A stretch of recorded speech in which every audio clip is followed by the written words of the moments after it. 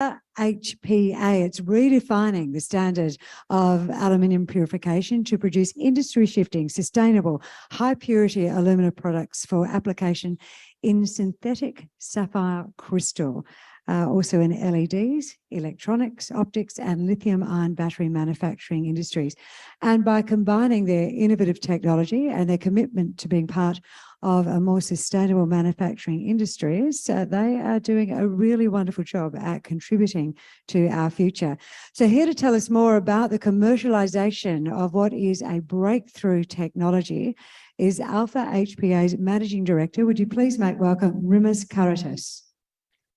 Great, thank you.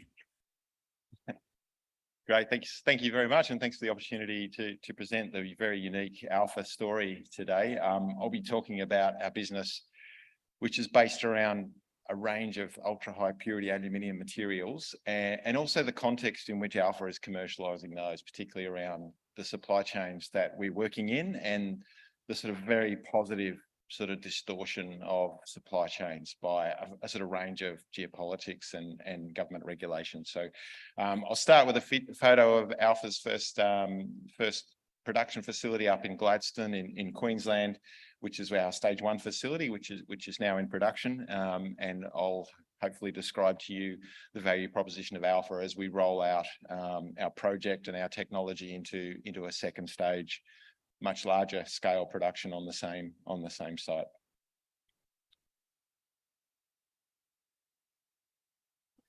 So a quick intro into Alpha. We're not a mining business. We have a very unique purification technology that allows us to produce a very a sort of industry leading range of aluminium materials for high technology sectors. So we're very much an industrial tech business based around a key processing technology. Our commercialization vehicle is the HPA First project, as I mentioned, up in Gladstone, and we're doing a 2-stage rollout. So stage 1 is in production on the project site, and we're expanding stage 1 courtesy of a critical minerals grant from the Australian government. And stage 2, again on the same site, is a larger scale rollout of the same technology, which is currently finalising. Alpha's currently finalising FID for stage 2, and we're really pleased to note that we're really well supported by the Australian and Queensland government for stage 2, with a combined $66 million worth of grant monies ready for stage 2 on FID. So we're absolutely sort of delighted with the sort of degree of government support, the recognition of what we're doing and the criticality of our minerals in the supply chains that we're working in. In March 20, we released the DFS, which we reference at the bottom, that we're currently updating. But the March 20 DFS showed an incredibly robust business, around an average around 200 million Australian dollar free cash flow per annum. Now, as I mentioned, we're updating that. Those metrics we expect to be very much preserved, and we look forward to bringing that to the market extremely soon. So as we introduce the business, let me work through the disclaimers. And I really want to talk about Alpha's process because it underpins the business. There's some complexity here which I won't deal with so much, but what I really want to focus on is we take a very low cost raw material from smelters in Rio Tinto's facility in Gladstone, 2 kilometres away, and we use chemicals from our project partner and shareholder Orica, who are 50 metres away, and we combine those with our process technology to produce this ultra pure aluminium stream, and we're able to direct that into a range of ultra pure aluminium products. Principle of those is high purity alumina, HPA, which you'll hear about talking about, but our products are much wider than HPA. They include aluminium salts for cathodes. They include hydroxides for the CMP polishing business, and they include nitrates and sulfates, which are really key products for a full range of sort of high-tech industries. And we're really pleased to sort of note that we're already in production for our first at commercial scale, and we're producing all products at small scale, but expanding those rapidly. If you look across our product range, what I really want to focus here is this is a summary of our product range. So there's 5 sort of key product areas. But you can see at the bottom what sectors that do we service are all high-tech sectors, and they're all sectors where very much critical mineral aspect to them, and where supply chains are becoming really critically important. Lithium-ion batteries probably really well understood by the sort of generalist audience.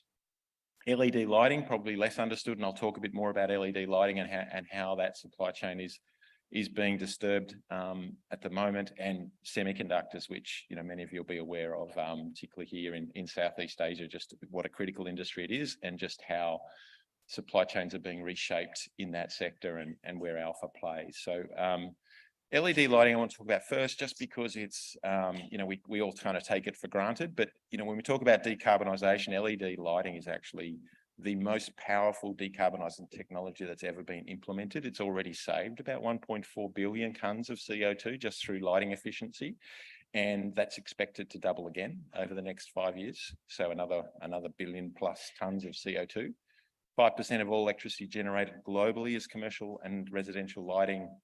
To give you an idea, if LEDs had never been invented and implemented, that would be closer to 16%. So you can see what an incredible saving it's already produced, and it's now being disrupted again by the introduction of micro LEDs, which is a technology thematic inside LED lighting, which is reshaping this sector again. And I want to highlight the yellow box because this is how Alpha's materials are so critical to the LED sector. We produce high purity alumina is the direct feedstock for sapphire substrates, which almost every LED chip is built upon.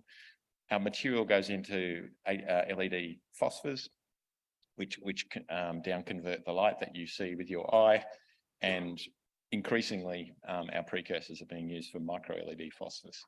If you look at the LED as a chip, which is simply what it is, it's a light emitting semiconductor. Instead of built on silicon that you'd be familiar with, LEDs are built on sapphire glass substrates, and sapphire glass is directly grown from high purity alumina. And you can see on the right hand side, one of our key products is high purity alumina tablets, which get converted into monolithic single crystal sapphire glass, gets wafered down into LED substrates. And our materials also go directly into the phosphors, which go on top. We already have some two key customers in the phosphor space, Lumileds and Litec, both EU-based phosphor producers. We're qualified already with a Japanese producer of aluminium nitride, which is another phosphor material. And we recently announced a very significant transaction in the sapphire glass space that I'm going to talk a little bit more about. But this is why the LED market is particularly, it was already very exciting for the producers of alumina, as it's the base load end use. But the adoption of micro LEDs is set to double the entire sector. So everything and all the raw materials that feed into LEDs will be doubled by the adoption of micro LEDs. Bloomberg reported in January that Apple are moving to micro LED displays, and with others expected to follow.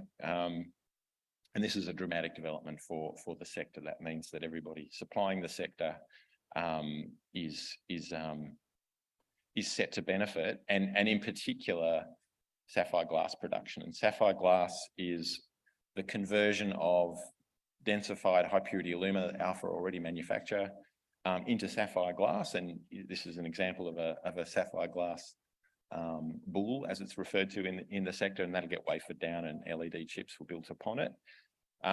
We did a transaction just recently, only 2 weeks ago, to work with a European sapphire glass manufacturer, Ebna Faintech, and we'll be working with them rolling out up to 100 sapphire growth units in the hopefully in the Gladstone district as a direct complement to Alpha's existing business. And this is a really exciting development for us because, as I mentioned, it's a really key downstream movement from Alpha. So we're already taking a raw material, converting it in HPA and capturing a downstream uplift, value uplift.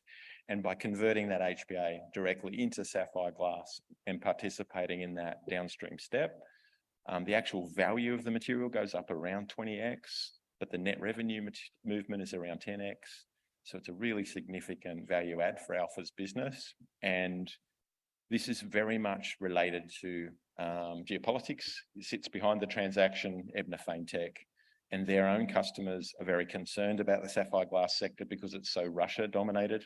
The largest producer in the world is a monocrystal based in Russia, part owned by the Russian government. So it's been sanctioned, and this market is scrambling to backfill a reliable tier one jurisdictional supply of sapphire glass, and Alpha is participating directly in that effort, and with a really high quality tier one partner in Ebner Faintech. So a really important step, and very much enabled by the Australian government support for our business. So if there's ever a case study of governments and critical minerals funding stepping in, supporting a business and accelerating commercial outcomes, we think this is a fantastic case study, and we're incredibly bullish about this step for Alpha's materials. So stay tuned as we scale up Alpha's business in this sector. E-mobility, probably, it's already a sector being well spoken about here and in this forum, so really well understood. Alumina plays a really key role in the lithium-ion battery cell, on the separators to manage thermal management inside the cell, but really importantly, its role in the high nickel cathode precursors as either coatings or dopants, and that's particularly the application that Alpha's working in. And we have, I think, now 4 global cathode OEMs that we're working with, supplying a mix of test products for either dopants or direct synthesis of high nickel cathode materials. Aluminium's not as headline as your nickel, as your lithium, cobalt or manganese materials. It's typically between 1% and 5% of the cathode, so it's much it's a smaller and not as headline grabbing, but it's critically important to high nickel cathode stability, and a reliable high purity supply from a tier one jurisdiction is one of our sort of key key offering in this space. So I sort of break this down in some more detail. I think in time, if you get the opportunity to come and talk to us in the booth, I'd love to sort of step through these applications in more detail, but principally some examples of our materials coating cathodes, coating lithium-ion battery separators, and coating the anode materials as well.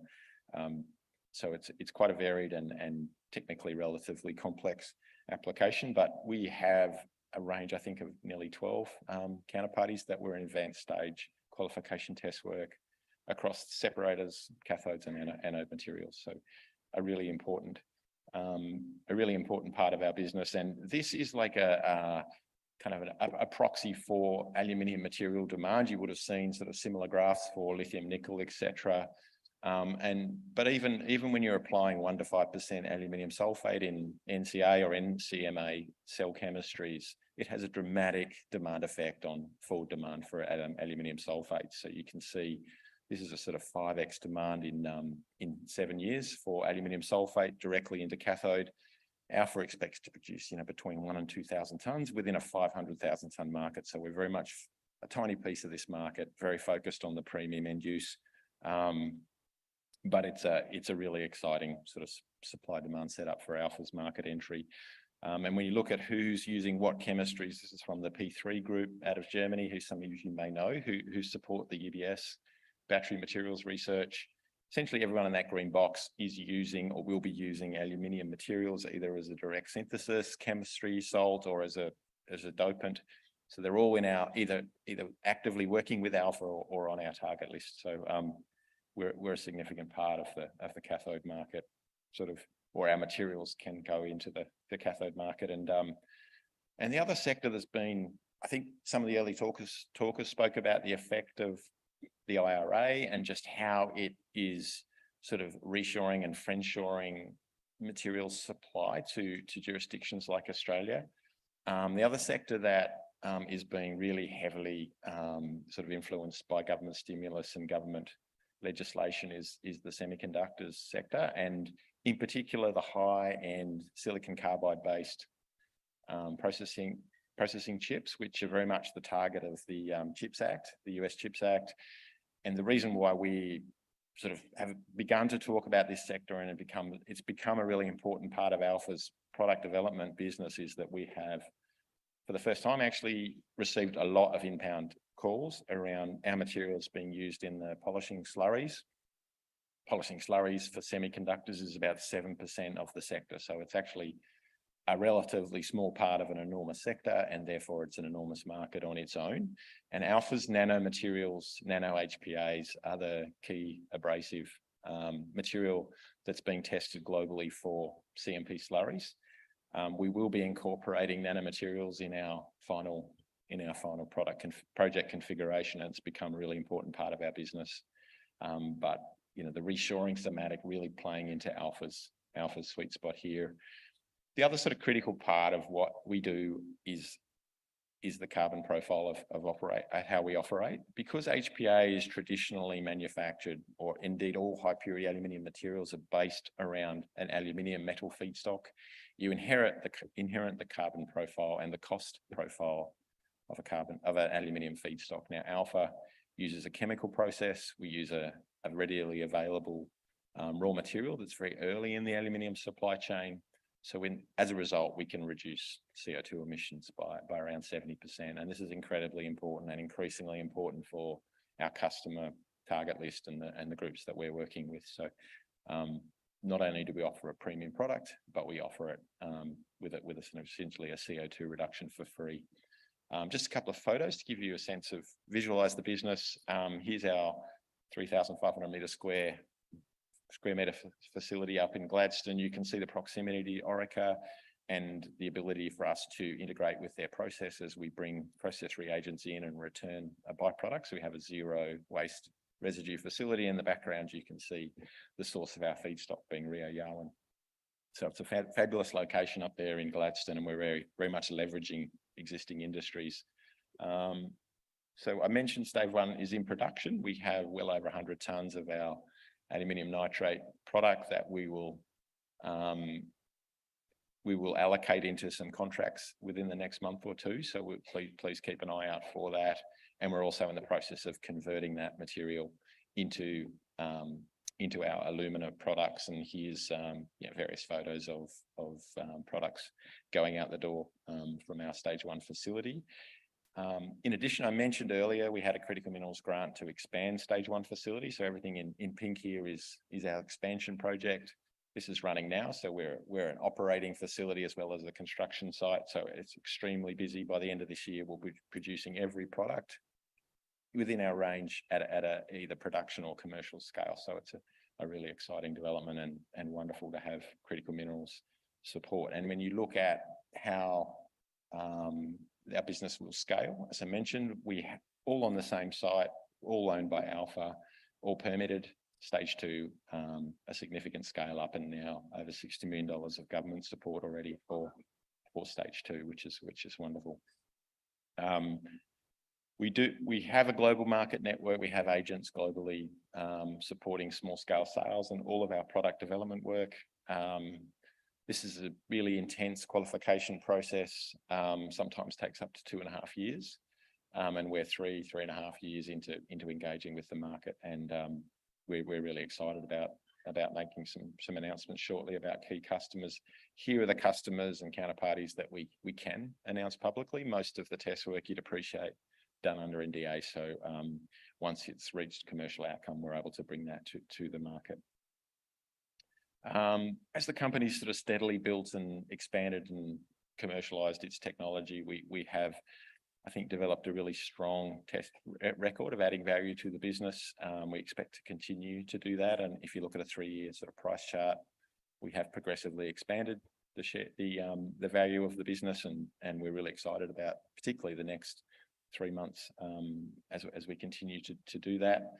And I thought I'd finish with what was relatively recent news, which is the support of Orica as a major shareholder. Not only have they joined the register, but we're also working with them on a North American expansion project. And this is the reason why.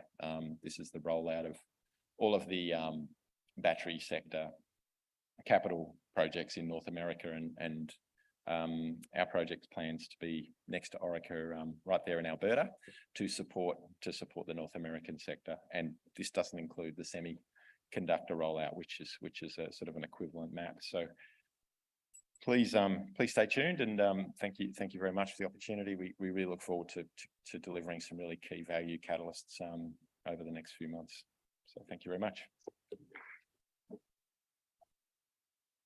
Thank you very much, Rimas. We're moving across to nickel now. And just under a year ago, Nickel Mines Ltd changed their name to Nickel Industries Ltd. And that pretty much reflected the company's transition from explorer and miner of nickel ore to a globally significant downstream processor of nickel metal. It's a pretty interesting story because they're rapidly growing towards their goal of becoming one of the world's largest nickel producers. They've got a diversified suite of nickel products. They've got some of the world's largest or lowest carbon intensity. They've also got a really low OPEX. And this fellow here is going to fill us in on it. Would you please make welcome the MD and very keen explorer, Justin Werner. Thank you very much. Thank you, everyone. Thank you, Tribeca, for hosting us at the conference today. Just to sort of set the background for Nickel Industries and where we operate, we've been in Indonesia for 15 years. Indonesia last year produced 50% of the world's nickel output. So we like to think of Indonesia as to what the Middle East is to oil and the Pilbara to iron ore. And that growth in nickel production and nickel processing in Indonesia is only set to continue. If you have a look at the chart there on the bottom right, all along the value chain, you can see the significant tier one global names, Ford, Tesla, Volkswagen, Cattle, BASF. And these investments are actual investments that are now currently breaking ground. So Indonesia over the past couple of years or since the implementation of the ore ban, actual and committed investment is totaling up towards US 70 billion. So significant investment all along that value chain. And in fact, we had Mitsubishi and Hyundai breaking ground on the first electric vehicle plant in Indonesia. We operate out of two of the world's largest nickel production centres. The one on the left, Indonesia Morowali Industrial Park. That's the world's largest fully vertically integrated stainless steel park. Capacity of in excess of 3 million tonnes of stainless steel per annum. And we also operate out of Indonesia Weda Bay Industrial Park. It's basically really a carbon copy of IMIP, other than at this point in time, it doesn't have any stainless steel capacity. These parks combined employ in excess of 100,000 local Indonesian workers. And at IMIP, they've just recently commissioned two successful high pressure acid leach plants, which I'll talk about a little later on in the presentation. Just to give you an overview of our production facilities, you can see across the top there where they're located, so IMIP and IWIP. Our ownership is 80% across all of our assets, and we are moving to 80% on the Oracle nickel RKEF lines. And then you can see at the very end there, the Huayu Nickel Cobalt, which is the high pressure acid leach plant. We've just announced the acquisition of 10% of that HPAL plant. And then the future HPAL, which we've announced, comes with a CapEx guarantee, which will produce not just MHP, but also go further down the value chain to produce sulfate and cathode. You can see the different products there on the second column from the bottom there. So we produce MAT, NPI, and MHP. So one of the only diversified nickel producers as well. Most nickel miners and producers produce one product. We produce a suite of products which gives us access to and gives us exposure to all the different elements of the nickel market and the different pricing dynamics. You can also see at the very bottom there the production profile from each of our operations. That's in pure nickel tonnes. That is still growing and is set to continue to expand. And as I said, we will be in the coming years a top 10, probably a top 5 global nickel producer. Just a very simplistic business model. We were previously nickel mines, and that was what we went to Indonesia to do. And we started up a world-class nickel mine, but we've since transitioned and gone further downstream into the processing side of the business. And that is where we see majority of our revenue being generated. If you look at the top left there in the blue shaded box, the Hengjaya mine, we did 3.5 million tonnes of ore last year. EBITDA from those operations was US 54 million. You come down and look at our 12 RKEF lines, EBITDA last year, US 299 million. So you can see where the majority of that value capture is coming from. It's also very important to note that our processing operations are not reliant on the ore from our mine. We are one of 80 suppliers into the industrial parks, so two mutually exclusive businesses. And that brings with it obviously a lot of flexibility, but also means that unlike a typical mining operation, we're not dealing with geological complexity or metallurgical issues. We recently executed an electric vehicle battery supply chain strategic framework agreement. There's a number of elements to that agreement, which I'll quickly talk through. The first is acquisition of 10% of the Huayu nickel cobalt HPAL plant. This particular plant has the world record for the fastest build. It was built in a little over 18 months during the COVID pandemic, has the world's lowest OPEX and lowest carbon intensity. So it's become a real showpiece for what a successful HPAL plant should look like.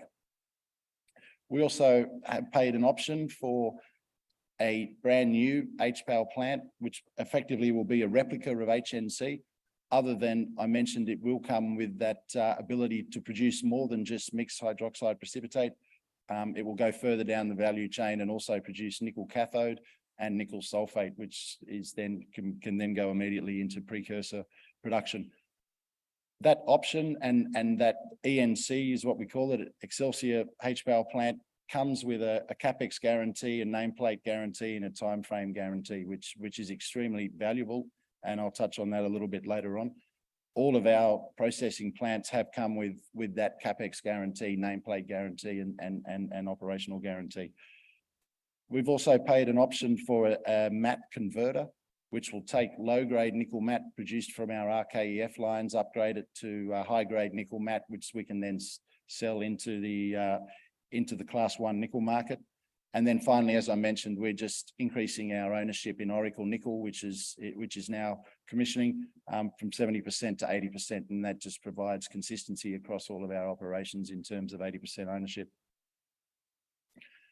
This is an aerial view of the HNC HPAL plant. As I mentioned, world's fastest build, fastest ramp up, lowest carbon intensity of around 7 tons of carbon per ton of nickel. How it's able to achieve such a low carbon intensity is it has the world's largest sulfuric acid plant. And in the production of sulfuric acid, there's a significant amount of heat's generated, which is then converted into power. Also, as I mentioned, lowest OPEX, so generating margins of around $10,000 a tonne, and I'll talk about the margins of the various products a little bit later on. But as I said, this is really the next generation of high pressure acid leach plants, and it's finally delivering what HPAL has sort of promised to deliver for the last 40 or 50 years, but has continually fallen short of delivering. I should also add that HNC has a plan to be net zero by 2030. I mentioned we paid an option for an additional HPAL plant, a replica of HNC that we just looked at, built by the same team. It will have 67,000 tonnes of nickel capacity. Again, comes with a capex guarantee, and I can't overstate how important that is. The cost is the full cost, so a lot of numbers recently have been announced in the market, particularly in Indonesia, for new HPAL plants. A lot of those numbers are just purely EPC costs, and they don't include a lot of the auxiliary facilities such as tailings areas, sulfuric acid plants, etc. And again, not just a capex guarantee, but a nameplate guarantee. On a capital intensity basis, you can see where that sits. These are Indonesian HPAL projects recently announced, the Huayu Ford Vale project, and also the BASF Eramet.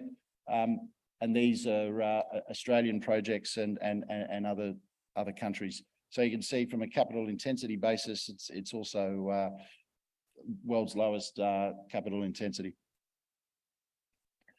I've spoken about the power of that capex guarantee. These are capex blowouts across the battery and mining space. And you can see that the quantum of the blowouts is significant, sometimes in excess of 200%. There was a mining company that was recently acquired. The original guidance to develop the mine was about Australian 299 million. That's now blown out to in excess of Australian 800 million. And unfortunately, that's consistently happening across the whole industry. We are shielded from that. And again, it's lowest CapEx, but we don't pay a cent more. And obviously that gives our equity and debt investors a significant amount of confidence in terms of knowing that when the investment is made, that the price is fixed. What does all this new nickel production do for us? This is where we sat last year, 22 on a 100% basis, over 70,000 tonnes of nickel. With the acquisition of the 10% and with the new HPAL plant, puts us up to 156,000 tonnes of nickel on an annualised basis, above Glencore, Sumitomo, groups that have been in the nickel business, BHP for in excess of 40 years. And we believe that with the relationship, that very strong relationship that we have with Tsingshan, who's our largest shareholder, that we can continue to grow this, particularly again, in a way that it's about as risk-free as you're going to get in the processing business when your projects come with CapEx guarantees and nameplate guarantees. Importantly too, not only are we increasing our production, but you can see down here the mix of nickel that we produce. So historically, we've produced predominantly class 2 nickel, which can only be used in the stainless steel market and has a higher carbon intensity. We're now diversifying our business to where around 80% of our production will be class 1 nickel. It'll be a diversified mix of class 1 nickel, much lower carbon intensity, and it will also diversify our customer base. So it will allow us to sell that product into global tier 1 Western and Asian EV makers. I mentioned the nickel matte converter, and the reason that we're looking to invest in that is Tsingshan, again, through their innovation, is the only company that has been able to take an RKEF line that produces nickel pig iron, make a very simple conversion, and then to allow it to produce nickel matte, which is a class 1 product and has a very, very different pricing dynamic. You can see here, in terms of the EBITDA margins, these are two identical RKEF lines, RNI and HNI. RNI is still producing NPI, and the margins last quarter were 2,625. HNI has been converted to the production of nickel matte. Margins last quarter were 5,950. So you can see, that margin differential and that move into class 1 nickel. You may recall I mentioned that HPAL and MHP is seeing margins of around $10,000 a tonne. So not only are we diversifying, we're also looking to potentially significantly increase the margins that we generate.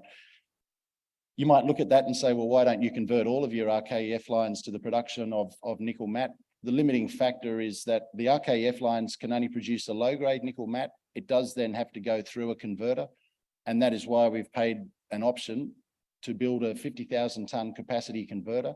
CapEx is very minimal, US 110 million. You can see with the margin differential of around $3,000 a tonne on a 50,000 tonne matte converter project, the payback would be extremely quick. This is really just a simple summary of how that nickel matte production works. So saprolite ore goes into the RKEF, produces a low-grade matte of around 25% nickel by content, goes through the converter to produce a high-grade nickel matte, and then that is then further refined into nickel sulfate and into the EV battery supply chain. With that, we'll just finish up on. I mentioned here our current production for last year. This growth here is all paid for and locked in. So we are currently moving to in excess of 113,000. With the Excelsior HPAL project, that takes us to 155,000. this is the breakdown of class 1 nickel and class 2. So you can see we're moving towards a much larger percentage of class 1. And then if you look at this, this is a doubling of our nickel production. And so if you look last year at our FY22 operating profit US $258 million, group EBITDA of US $339 million. That is in the process of doubling. Again, it's all paid for.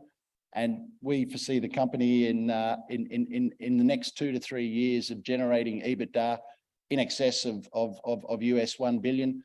And finally, we benefit from significant tax holidays. So our operations have tax holidays anywhere from 7 years to 15 years. And we have very, very low sustaining CapEx. So our EBITDA to free cash flow conversion sits at around 99%, which obviously that's not the profile of a mining company. Thank you, everyone.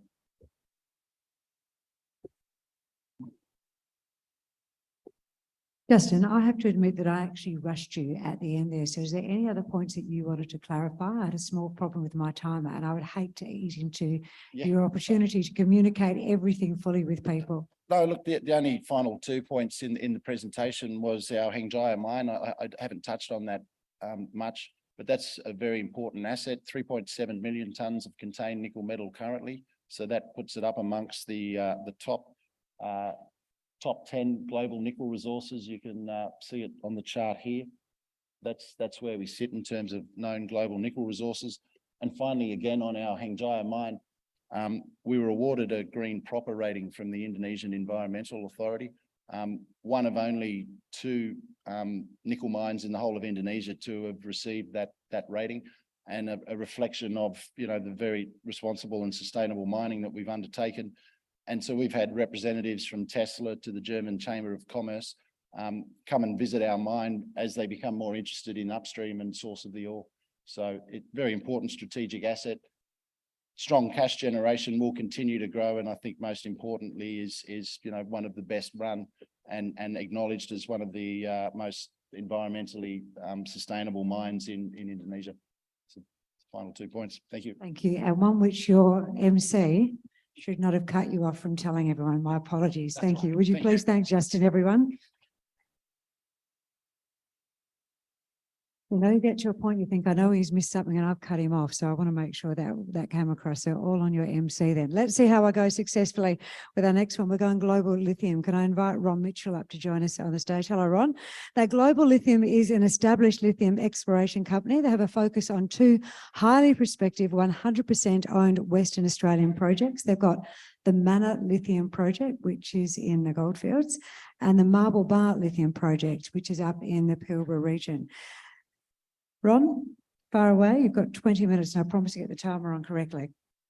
Yeah, thanks, Chrissy. Thanks to Stuart Jackson putting on a really excellent event, inaugural event here in Singapore. And it's a great pleasure to be part of this and bringing our story to the Singaporean investors for the first time. I think we've got an incredible story to be delivering and unfolding throughout the course of this year and into next. And one thing I will say, just echoing some of the other speakers talking about the energy transition, and we're embarking on that, it's still very early days. And that's really testament. The previous speaker talking about the role Indonesia is playing, and if I consider, a number of the meetings we've had from government delegations into Western Australia on a global basis from Japan, Korea, Europe, Indonesia, even the US, and trying to understand the role companies like ours can play in terms of bringing the next wave of projects to market. So with that, Global Lithium Resources, we have 2 projects. We're looking to fast track these projects, and I'll talk about the projects in detail throughout this presentation. But importantly, having great assets in the ground is one thing, and having a really, really strong, experienced team to be able to unlock the value of those assets is really the second piece, and that's where I think we're quite different. We have 2 assets that are in advanced stages of a combination of advanced exploration and development, and that's really where the upside comes with us as a company in terms of continual growth, building out our resource, and of course that will be reflected in our share price going forward. Standard disclaimer, please encourage you to read it at your leisure. So again, the value proposition for us as a company, we've got a wonderful starting position in terms of our resource, 50 million tonnes across both projects located here in Western Australia. And this gives us really wonderful development optionality. They are the two best types of raw material to be producing downstream lithium chemicals for the electric vehicle battery industry. These are both spodumene outcropping resources. And spodumene, and this isn't anecdotal, this is real-time feedback from the industry. Spodumene does concentrate to produce a wonderful, consistent, high quality raw material for the electric vehicle battery industry. And ultimately, this is something the car makers are really looking for. You know, it's one thing producing product on a consistent basis, but another thing entirely to be able to do it batch to batch to batch to batch. And that's where the liability comes in. And this is what makes contracting in this industry really, really challenging, because it is still evolving. And this is where we have a lot of experience. I've personally been doing contracts, offtake agreements in the space for the best part of 12 years. Both of our resources are JORC compliant. So lithium JORC compliance is not an easy road. We've been and have developed our two projects, two of only 14 JORC compliant lithium resources in Australia. I think that's really meaningful. And we own these two assets outright. If you think about, a lot of the other resources are managed under joint ventures. So there's clearly an equity split in terms of ownership of those resources. And this puts us in an incredible position in terms of continuing to grow out these resources throughout the course of this year and next. We do operate in the world's best mining jurisdiction. The Fraser Institute last year voted Western Australia as the best mining jurisdiction on the planet for investment. And even within Western Australia, our two projects are located in incredible mining jurisdictions in their own right. So the first, our Marble Bar project in the Pilbara, home for obviously iron ore, but also there's two existing high quality lithium projects adjacent to our asset in Marble Bar. And secondly, as Christina mentioned, being a Kalgoorlie girl, our second project, the Mana Lithium project's located about 100 kilometres east of Kalgoorlie. So wonderful, wonderful places to be developing mines, very strong rule of law, a very good engagement with local communities, and most importantly, fantastic infrastructure and all of the relevant disciplines to be able to bring these projects to market. We do have two, excellent strategic investors on our register, taking around 20%. One is a downstream company based in China, Suzhou TANA, which is a controlling shareholder of Stanley, a company that's just done quite a major deal with Ford Motor Group. They have around 110,000 tonnes of downstream lithium hydroxide capacity in China. And the other partner, Mineral Resources, and again, Mineral Resources has been a wonderful partner, a pioneer really in hard rock development in Western Australia, and they currently own two projects under joint ventures also in Western Australia. Importantly, 70% of our total offtake remains uncontracted. We really view our offtake position as a weapon.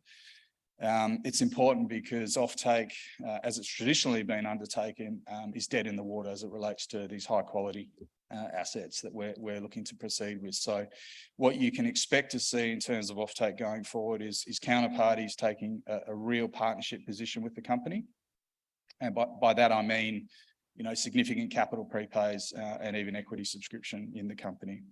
And that will continue to evolve throughout the course of this year. We do have a lot of lithium experience within the team. I've been in the sector 13 years working for big lithium miners, and similarly our geological experience with our geo team's got more than 80 years of lithium experience. Most of our geos have handled all of the lithium that's been discovered so far in Western Australia. But we do have a really strong broader management team as well. I think that's key, as I said earlier, unlocking the value of these assets going forward. There's three really core pillars to our company, and it's very much a culture, high performance driven company culture, exploration, and that's where our upside's coming. Project development, we've got a real gun project metallurgist with a PhD who's leading our project studies going forward, and he's got a fantastic in-house team working under him. And the third is approvals. And approvals is a critical path for every project in the mining industry, and we've got a really formidable approvals team. So just a quick snapshot of the company. We're a young company. We've only been listed on the ASX since May of last year. So we're coming up on May of 21. So coming up on our 2-year anniversary. We've got, quite a tight register at the moment. As I said, a couple of strategics taking around 20%. a couple of high net worth individuals, one of whom is in the room today, taking around 12, and then board and management with reasonable skin in the game, about 4.5%. The balance is a combination of retail and institutional. So we are looking to roadshow quite significantly throughout the course of this year, really taking our story offshore to global investors for the first time. We think we've got a really compelling story that will resonate really well. Market cap sitting around 360 million, 257 million shares on issue. Importantly, we're well capitalised. We're really fully funded all the way through to final investment decision on our project. And there's a number of brokers covering the stock, as you can see on the bottom. We are in the world's best mining jurisdiction. Iron ore has created this Team Western Australia brand. It's not just in Western Australia, the incredible experience and talent pool we have. I think it's well recognised by our global partners. And Western Australia has incredible trading partnerships with Japan, Korea, China, Europe, and of course the US. And this is where the value is for our companies. And iron ore has really paved the way for that by building out this incredible infrastructure, port, rail, road. And the mining industry, the lithium mining industry, has a great opportunity to leverage off the back of that incredible infrastructure. And this is where Western Australia is peerless on a global basis. Not only do we have incredible assets, we own 2 of those incredible assets, but it's all the softer disciplines around the technical capability, logistics capability, infrastructure, legal, commercial, technical. Just about everyone you meet in Western Australia who's involved in the mining industry is very familiar with lithium, and this is quite unique to our jurisdiction on a global basis. And this is where I think personally a lot of other nations are going to struggle, because they just don't have this ecosystem of expertise that we have. A lot's been talked about pricing. Spodumene pricing's holding up incredibly well. Current pricing as of only a handful of days ago was around $4,500 to $5,500 US a tonne. A lot of the talk about, some of the oversupply in the China jurisdiction specifically is on the back of some inferior domestically sourced lithium carbonate units, which are non-preferred in the electric vehicle battery industry. Happy to talk more about pricing post-presentation. Please come along to the booth and I'll share my views. Lithium has been in the headlines quite significantly recently. There's been a lot of investment into Western Australia by offshore entities. And I think the bid that came in last week from Albemarle on Liontown is probably case in point. You've got the world's biggest lithium company, US domiciled, who has made a play for an Australian explorer, a developer, and a hard rock developer. I think that sends a really powerful message. But not just Albemarle. SQM is very active in the West Australian space now, and we're seeing through the discussions we're having with downstream partners, there's just incredible interest. And again, this industry is only just getting started. So let's have a bit of a deep dive in one of our projects, our first project, 100% owned. As I said, this is an outcropping spodumene-bearing pegmatite. We've got an existing mineral resource here of close to 33 million tonnes, which is world-class in scale. We think it will continue to build out throughout the course of this year.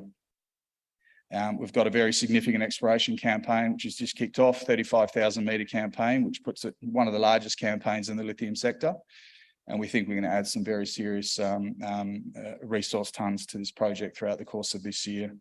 But we're not waiting. We're moving. We're moving directly into development. We've just completed a scoping study, which suggests really strong project economics. That's given the board enough confidence for us to progress directly to a definitive feasibility study, which is now underway. The infrastructure piece, again, incredible infrastructure here. We're not far, only a handful of hours from the nearest port, which has available infrastructure, berthing infrastructure. And we're very close to Kalgoorlie. And it's only a 1 hour flight from Perth. So this is really attractive in terms of talent acquisition, but also retention. 1 hour flight from Perth plus a 1 hour transit to site, compared to other parts of the world where you might have a mining asset that's effectively stranded because it's just so far from anywhere. Let's look at the resource. For those who aren't geos in the room, and I'm not one of those, this is a world-class asset, as I mentioned. The resource itself, more than 50% of the total resource is in indicated position. Our geo team has just discovered through the assays on some recent drilling at the back end of last year that didn't come into our resource model, quite a significant extension to this particular asset. It's faulted up to the northeast, We've had some of the highest grade intercepts and also the largest width. So this is going to be the focus of our exploration campaign throughout the course of this year. And this is where we're going to add some serious tons to this particular project.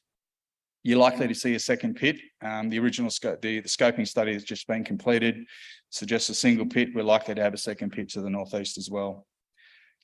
So we're thrilled with this recent discovery, and certainly our geos are incredibly excited to get on country and continue building out and developing this resource. Just taking a look at the scoping study results. Now, I'd just like to point out, as a company, we only acquired this asset under a joint venture in December of 2021. We then delivered a maiden inferred mineral resource of close to 10 million tonnes in February of last year.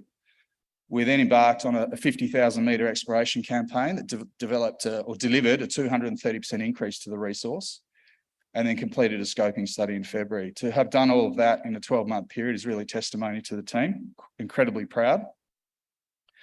And this is just the start for us. I mean, this scoping study underpins and gives the board of directors confidence to move forward with DFS, but certainly the metrics on this page are going to change, and we think change for the better. There's some incredible work we're doing around ore sorting trials, which will continue to increase the head grade, build out the resource, extend the life of mine, and increase the throughput.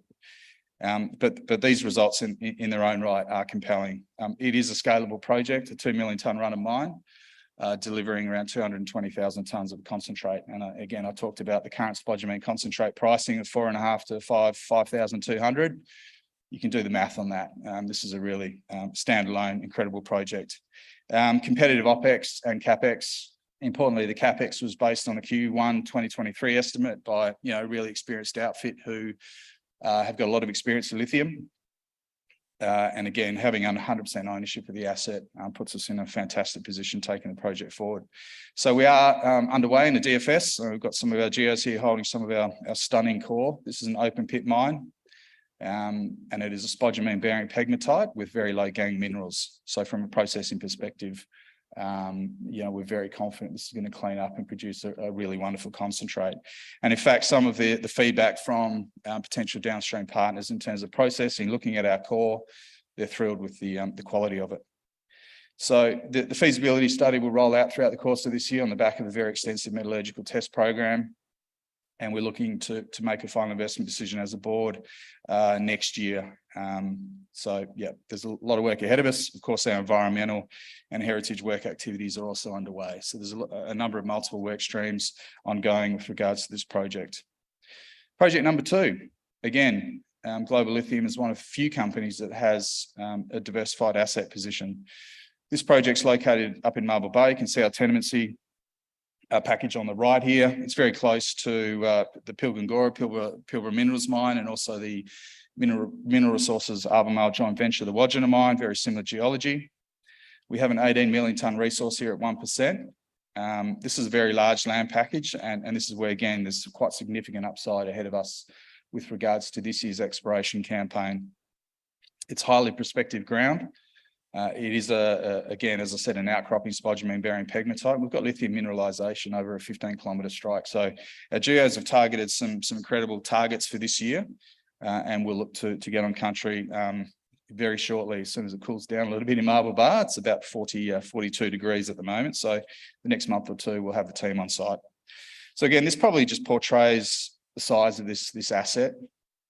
The green tenement boundary on the right shows you the scale of the land package. It is significant. The Goldilocks zone in yellow there really, from a modelling perspective, identifies areas of prospectivity.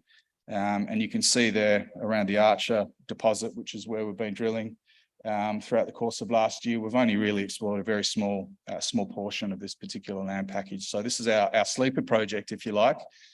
We're really confident 12 months from now we'll be in a position to push the development button with regards to this project as well. So very lucky to be leading a company with 2 highly prospective projects, which are going to really make a difference to this energy transition future.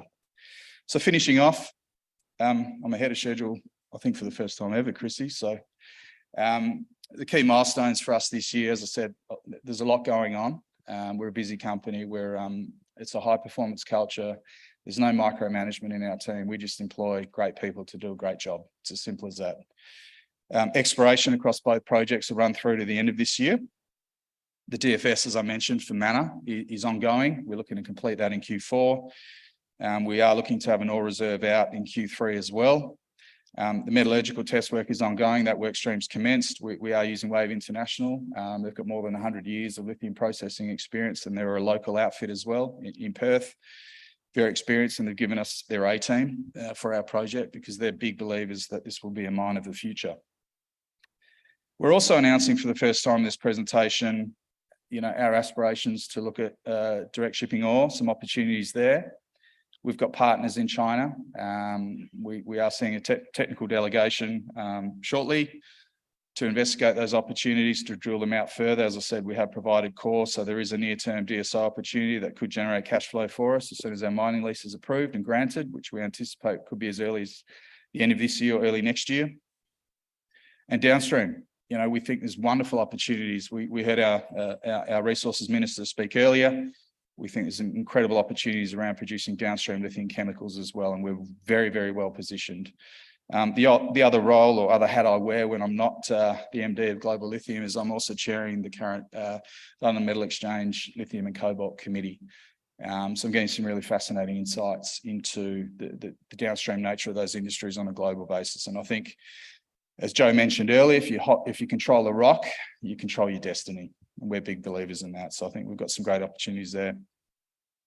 We've got resource upgrades that will come to market. The approvals process is ongoing. As I mentioned, we've got a really, really strong approvals team. So that all segues to a FID, all going well about the middle of next year. And then construction, commissioning, start of production is probably an 18 to 24 month journey. So first concentrate production in market 26. If we were to go down the DSO route, we could have tons in market as early as next year. So I always like to finish on our just the strategy, which makes us unique. We've got a scalable resource, growing, huge upside across both assets.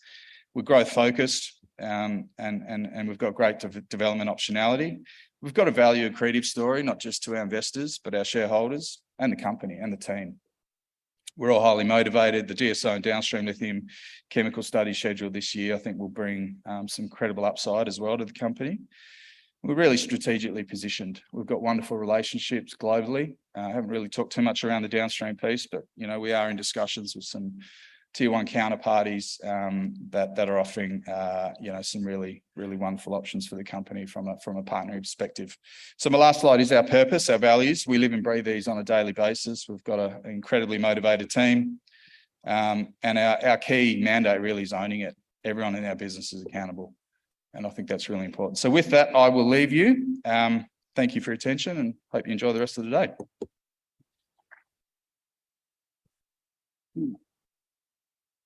Yes, Mr. Mitchell. Hey, how did you get to be the chair of London's Global Lithium, Cobalt and all the rest of it? How did your boy from here get over there and do that? Yeah, I've been in the industry a long time. So when the LME first looked to bring in this cash settle futures contract for lithium hydroxide, they did some marketing, and I was at a lot of these conferences on a global basis. I met the LME team, developed a good relationship with them, and they thought, I guess with my experience, both on the upstream and downstream, I'd be a good fit. So that's worked out well. Well done. Congratulations to you. It's a great title, great role. And what Ron was saying about Kalgoorlie is true. Such a fantastic place to live and to work. If you ever have the chance to go out there and investigate it further, one of my roles is as a TV producer with the Nine Network in Australia. And we were out at Hoover House, and you all know Hoover, one of the presidents of America. He used to be a mining engineer out in the goldfields. There's some really interesting history out there.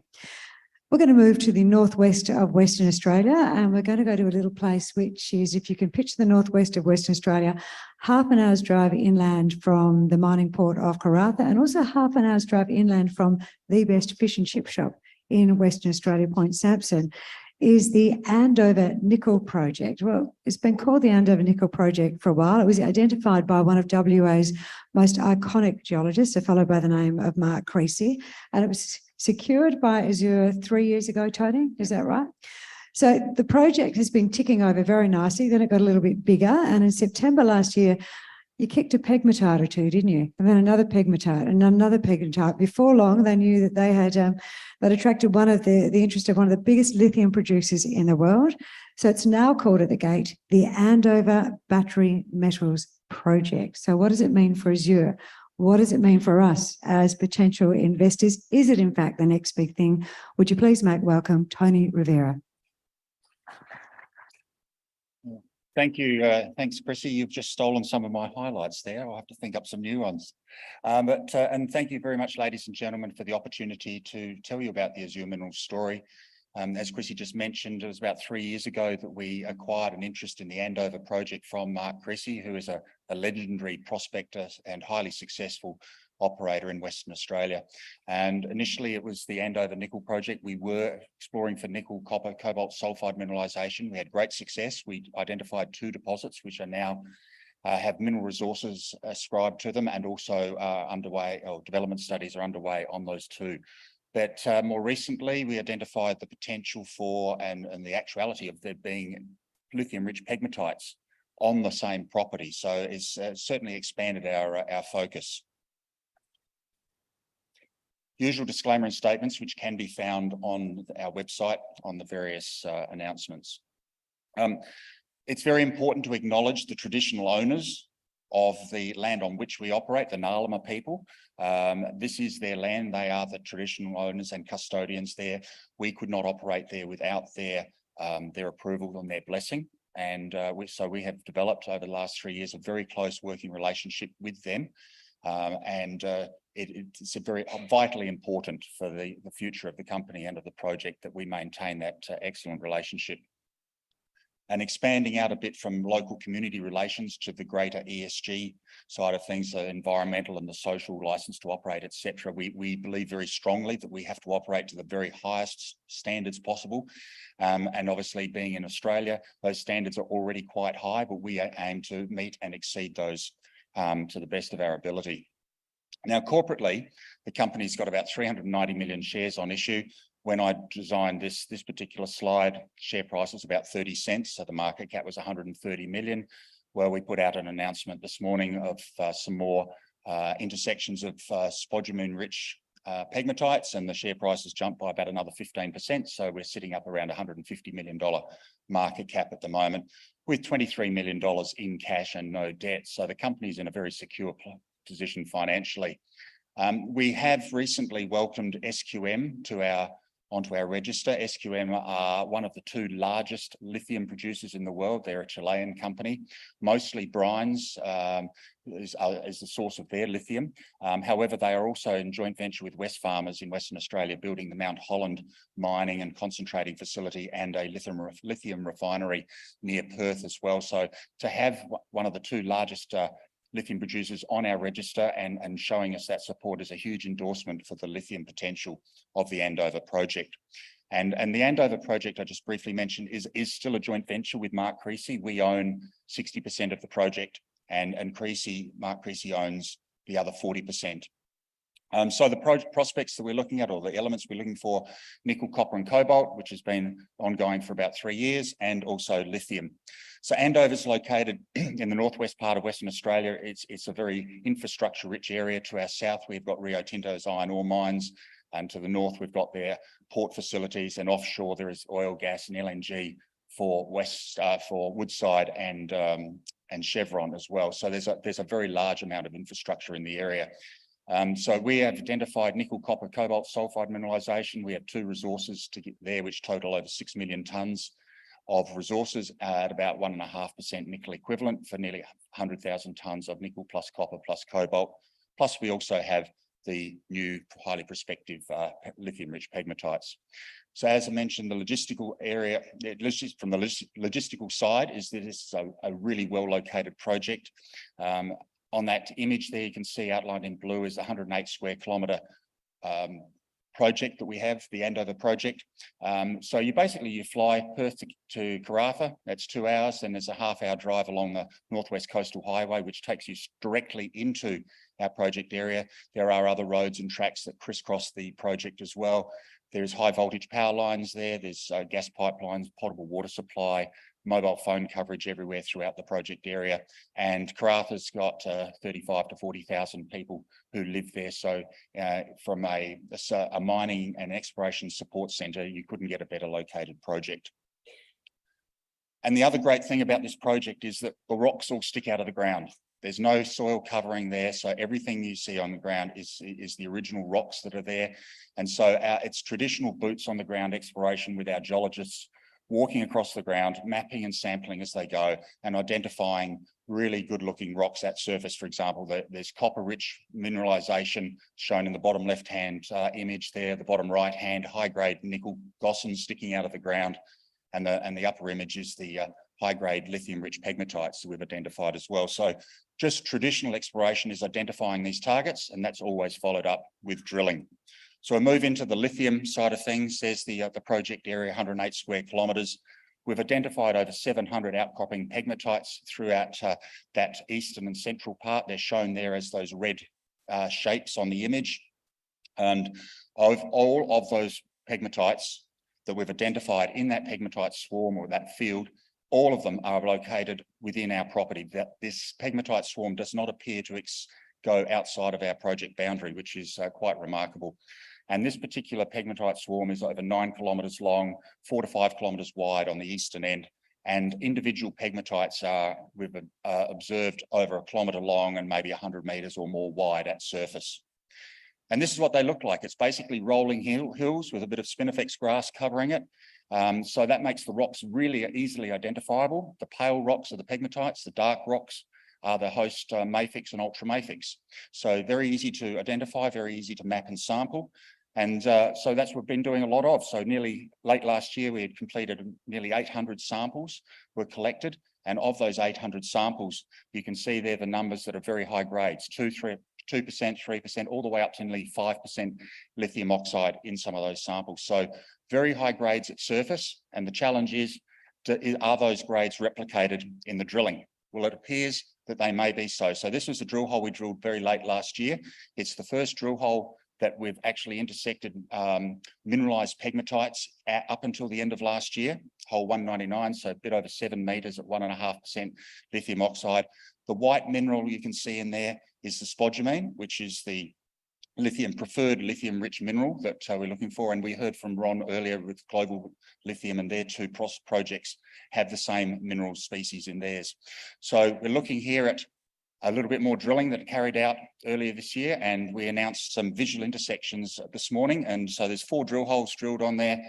There's pegmatites been intersected in all 4 of those holes. Visually, we have recognised spodumene in those pegmatites, and that's the information that we released to the ASX this morning. So some of those intersections are quite wide. They vary from 20 metres all the way up to over 50 metres wide. So very high, very wide widths of mineralisation of pegmatite in those drill holes. And you can see on the photograph on the left-hand side there, that's the spodumene-rich material in the pegmatite. So the white blades, the white crystals that you can see there is spodumene. So there appears to be a lot of it. So what we see going forward for the Andover, for the lithium part of the Andover project is a major drilling program. So 2 diamond drill rigs going by next week. Then we'll probably have 3 or 4 RC rigs in there before the middle of the year as well. The intention is to drill 40,000 metres of these pegmatites this year. And we'll also continue with the systematic surface sampling as well. Metallurgy test work will be underway as well, plus all of the other various studies that we need to advance the project. The strategic objective that's been set for the exploration department by Azure's board is that we would like to see before the end of this year the potential for Andover to host over 100 million tonnes of lithium resources. Now, if that is possible, and if we could confirm that that potential is there, which would then be followed up with resource announcements as well, if we could confirm that potential, that could quite likely make Andover one of the largest lithium resource projects in Western Australia. And then we've also got the nickel sulfide mineralisation as well. So this is located in the southwest corner of the project, bottom left-hand of the project area that you can see there. 2 deposits, the Andover deposit and the Ridgeline deposit. One 4.5 million tonnes, the other one nearly 1.5 million tonnes. So 6 million tonnes of nickel resources, containing around about 100,000 tonnes of nickel plus copper plus cobalt. Once again, the board has set an objective here, or recognises a potential for being able to have multiple nickel mines that would be feeding a centralised processing facility. And so that's the premise on which we're operating and advancing the development studies. The two deposits we've identified, Andover and Ridgeline, located very close to each other. In fact, they're actually on the same mineralised structure. There's a small gap of about 200 metres in between them. But we're looking at having a co-development strategy. It would be an underground mining operation with a portal and then a decline that would access them, going to the north, turning left and right, and mining both of those two deposits simultaneously. As part of the studies that we've undertaken, there's been a lot of metallurgical test work done on the ore from both deposits. And what we do recognise now is that we can make a copper concentrate and we can make a nickel and cobalt concentrate. Both of those concentrates deliver good recoveries with very high grades of metals in there, and importantly, no deleterious elements. So this is we have sent the specs for these the specifications for these two concentrates to a number of the international metals traders, and there's certainly generated a lot of interest, and they have indicated that if we can produce these sorts of concentrates, they would be very willing to buy them. And then, of course, there's the upside. We've got a lot more targets that need to be drilled. These nickel targets will be tested as an ongoing basis throughout this year and probably into the future after that as well. So the scoping study that is nearing completion, we have basically finished all of the components that you can see on that list there. What we're currently doing is populating the financial model with all the operating costs and the capital costs. And we are hopeful of being able to announce the results of that scoping study either in late April or sometime in early May. It's still ongoing, and hopefully that'll be finished very shortly. So for the Andover project, it's a dual pathway project. We've both got the nickel and the lithium. Now, the nickel is more advanced. The nickel side of the project is more advanced because we've got two deposits that have been drilled. We've got resources for both of those. We've nearly finished the scoping study. Indications are 6 million tonnes of resources there is very attractive. Let's make it a little bit bigger. If we can get it up to 9 to 10 million tonnes, increasing the metal content by about 50%, 1,000 tonnes of nickel and 50,000 tonnes of copper. That is our aspirational target for something that would be very attractive to develop. So that's the objective that Exploration Department's been set for 2023 on the nickel side. But simultaneously with looking after the nickel, we'll also be exploring the lithium. Now, the lithium is behind the nickel in terms of a foot race. Their two projects are quite different in their advancement, but the lithium exploration is actually a lot easier, or it's more straightforward, because the pegmatites that contain the lithium stick out of the ground, and visually you can see the spodumene, which contains the lithium, inside these outcrops. So when it comes to drilling and drill testing these, it's actually literally is just drive your drill rig up to those outcropping pegmatites and drill those holes. And so that's what we will be doing. What we also need to do to enable us to action all of that is that we need the environmental and heritage approvals. So that's a process that we're going through at the moment. We're able to drill in certain areas on the pegmatites because they have had prior approval. We are now hopeful of getting the full approvals for the rest of the project area completed within the next few weeks, in which case we'll have multiple drill rigs out there, basically just driving up to those outcropping pegmatites and drilling them. They are very visual. And because a lot of what we're doing is diamond drilling, you can actually see the spodumene minerals in the drill core. So it makes it easier and more straightforward in terms of planning and accelerating that exploration. So as I mentioned earlier, the objective of what we would like to see by the end of this year is the ability of this project to host over 100 million tonnes of mineral resources, of lithium resources. Now that would put Andover into the world-class category if we can achieve that objective. So that's the Andover story. That's the focus for the company, to have nickel resources and potentially to have lithium resources on the same project within or close proximity to each other, and to have such an infrastructure-rich area with all of those services that you need to run mines all within our in our district is quite remarkable. And I'd have to say what's also quite remarkable is with all of this, these nickel occurrences and copper occurrences and now lithium occurrences sticking out of the ground, it is remarkable that they have never been looked at previously, considering they're only 5 kilometres south of the nearest town of Roebourne. So have those that mineralisation sticking out of the ground, and no prospectors or old timers or modern explorers have been out there and identified that. So it just makes this whole Andover district incredibly prospective, and we are very confident that there's going to be a certain mining decisions will be able to be made for Andover in the near future. So I look forward to that happening, and I thank you all very much for your attendance and listening to the story. Thank you very much, Tony. Now, before you leave the stage, there's going to be a little bit going on behind me. We have the first of our 3 panel sessions setting up. So I'm going to use that opportunity. Scott Clement from Tribeca is actually chairing this one. So he's going to be in charge and introduce you to all the panel operators. And this is a great one for investors for getting into this, this global transition energy area. Before you get off this stage, though, because I know it's been a big year for you, but I happen to get an inside running. Tony's on a podcast that's going live in about a week in Australia, and you'll obviously be able to jump onto it as well. Tell me, you've actually discovered a couple of pretty interesting ore bodies over the years. Cosmos was one of them. Sometimes it's all about timing, and lithium 20 years ago, not a lot of interest, was there? What did you discover? What did you stumble across 20 years ago but didn't realise that it might have a little bit of money behind it? Tell us all. Yeah, so it would have been back in about 1997. Myself and another geologist, Terry Grammer, were the 2 exploration geologists for a company called Jubilee Mines, and we were drilling for gold in Kathleen Valley, and we didn't find much in the way of gold, but we certainly drilled through a heck of a lot of pegmatites, which contained a lot of lithium, but in those days no one was looking for lithium. Well, those same pegmatites are now the deposit that Liontown have got, 150 million tonnes of resources with a $5 billion takeover and the offer from Albemarle. So yes, we drilled those 25 years ago, and the timing was all wrong at that stage. But we did move on from that and then find the Cosmos nickel deposits, and those nickel mines are still operating today. Pretty reasonable, but timing is so important, isn't it? So let's hope this one lines up for you, because it would be fantastic. You deserve it. Tony, thank you so much. Thanks for being part of today. Would you put your hands together for Tony Rovira, everyone?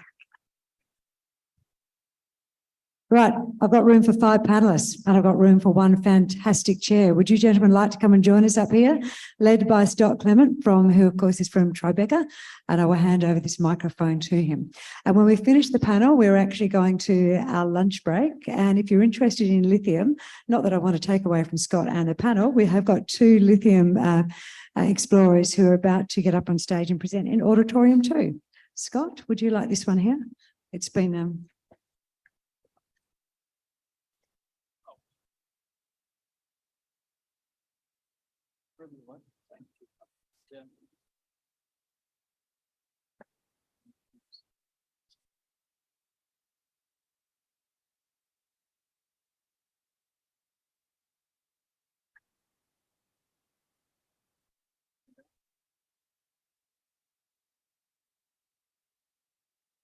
Great. Well, thanks very much, Chrissy. And we're, I think, acutely aware of our position in the program between a hungry audience and lunch, so we'll try and make it interesting. I'm Scott Clements. I run Tribeca's office here in Singapore and our corporate advisory business. And thanks everyone for joining. And, thanks again to Stewie and the vertical events team for putting on a great show. We've had great feedback for it so far, and it looks like this will be a big annual event. So, and I think, it's good for Singapore, and it's great to see, so many different participants in the sector here today. So we're going to have 6 panels over the next 2 days, and we wanted to set it up that way because instead of just having a lot of company presentations, which are very interesting, no offense, Tony, it's a great company, Azure, and everyone else, but to mix it up a little bit and pick some subjects that we internally at Tribeca find interesting. And so this is the first one today. We'll have 3 today and 3 tomorrow. And so this one is about getting a very diverse group of investors on stage and just talking about how they think about investing in energy transition or decarbonization or electrification or whatever label you want to put on it from their organizational perspective, which are all quite different. And we see it a lot. People can get their heads around this theme pretty easily. You read about it in the papers every day. You see a lot of government activity supporting it in different countries around the world. So I think people are on board, but being on board and knowing how to invest profitably, those are two pretty different things. And it's such a vast theme. There's no right or wrong answers. So, thanks everyone for joining. What I'll do, I'll just quickly introduce everyone. To my immediate left, we have Sadiq Currimbhoy from Vulpes Investment Management. They're a family office based here in Singapore. And he'll be giving us the family office perspective. We have Amelin Wong, head of asset management at Swiss Age Capital here in Singapore. And Amelin's been investing in resources for years from here, and I think has seen how the resource sector has been tracking energy transition as a new aspect of that theme. Next, we have David Aylward, the founder of Tribeca 25 years ago. It's amazing he still looks so young and handsome, but David's going to give us the Australian perspective, which was a key supplier of raw materials during China's industrialization, and will no doubt also be that in this energy transition. But also, there's a lot of effort in building downstream capabilities and renewable energy in Australia. Then we have Anthony Z. Anthony's the operating partner at Franklin Templeton's private equity business. Based in Hong Kong, Hong Kong and airline lounges. He travels a lot. And former CEO of Galaxy Resources, which was one of the early movers in the lithium space last cycle. So Anthony's one of the smartest guys I know on battery materials and battery technology. And then last but not least, Mayank Maheshwari from Morgan Stanley. He's on the research side, looking at energy transition in Southeast Asia. And so he'll be giving us a perspective on what Morgan Stanley's institutional clients are thinking about in terms of investing in this part of the world. So maybe I'll just start going around the group and get everyone to briefly go through how they organizationally think about investing in this theme and where they see the key opportunities. So Sadiq, maybe you could start. We'll just go down the line. Sure. Thanks a lot. Thanks a lot. Hi, everyone. So Vulpes is a family office-backed asset management firm. So within Vulpes, there's a venture capital arm as well. There's a life sciences arm. There's also listed equities and also private equities, and also some new divisions around sustainability. So the way we think about sustainability is really much more, because it's a family, it's much more longer term in nature. So if you think about the average CEO is under 7 years. I have a lot of friends of mine who are in asset management and institutional management, where sometimes I had a CEO friend of mine tell me he's assessed on a weekly basis. And it's very difficult to think about a long-term theme of decarbonization when you're assessed at a very short-term performance basis. So we feel as a family office, we can take and think about it in longer term basis. And so, for example, as we were saying earlier on, we don't really use ESG scores because what we care about is the resilience of the portfolio. Our founder, Steve Diggle, some of those assets will go to his kids, which is 10 years down the line. And a score is not going to really help us a lot. So we spend a lot of time understanding really the asset as much as we can, and understand the idiosyncratic risk as well as the opportunity that the asset allows us to do. So the first thing I'd sort of say is that we think about things in longer term ways, and we try to introduce resilience into it. And which, as you know, with climate change, physical risks can be quite a big question to address. The second thing is really kind of a learning aspect. So I kind of joined about 1.5 years ago. And one of the ways that I kind of realized is that as a generalist, I guess I'm kind of getting useless. Because when you start to look and work with industry specialists, you understand how each transition for each industry is different. There's some similarities, there's some commonalities. But the interesting element is that each industry has different pressure points about how decisions are made or not made. And so one of the aspects, one of the guys that I work with is a real estate portfolio manager. So she really understands why real estate will or will not decarbonize or become more energy efficient. Now, since all of us are in Singapore, you kind of know that Singapore's emissions are more than 50% industry. And we all know industry is very hard to decarbonize. 15, 20%, like everywhere else, is transportation. So we can have all our Teslas and our batteries, which these guys know more about than I will ever know in my life, amazingly. And the other part of it is buildings. So if Singapore really wants to decarbonize and reduce its emissions, we have to really start to decarbonize buildings. And so with Solon, who is the real estate portfolio manager, who's been doing it for 20 years, we kind of set up a company called Green Hedgehog. And what we do is that we basically go into buildings and we basically make them energy efficient, reduce their emissions. And we can do so by more than 50% in some cases. And we combine both our capacity to understand how these work from an engineering perspective, as well as on a financing perspective, and we'll fund it 100%. So actually we make returns there, but we also create an environment in which the building is more efficient and hopefully a step towards net zero, which is what will be the next trade that we do with these guys. So we think about decarbonization in multiple verticals. Yeah, thanks. And thinking about it within the existing skill set of your organization, I think that's a pretty important point for a lot of family offices, or you need to outsource if you don't have that skill set. Emmeline, how do you guys think about it? Okay, hi everyone. We look at the energy transition and play that thematic through the underlying metals that are needed to get to net zero. So primarily we look at the metals such as copper, nickel, lithium, and uranium. So we're looking at grid stability, energy security, and decarbonization thematic, battery metals, wind and solar as renewable energies. This is going to be a very intensively metal intensive period that we're in. And how we look at it, we run a variety of investment mandates with different risk parameters. So depending on the risk parameters, for more risk averse clients, we look at explorers, miners, so all the way from advanced exploration companies to development companies to production companies. So these are cash flowing companies. And for our more risk averse mandates, we only look to invest in the cash flowing companies. And, you know, how do we fine tune those investments? These are tier one companies. Corporate governance for us is key. Good balance sheet strength, good margins, and high free cash flow yields.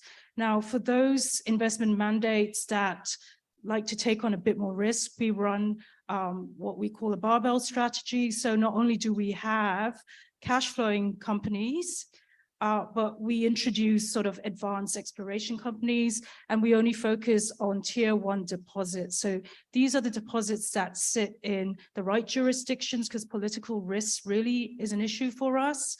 And they have the ability to be bought out eventually by the majors if they don't have their own development capability to do so.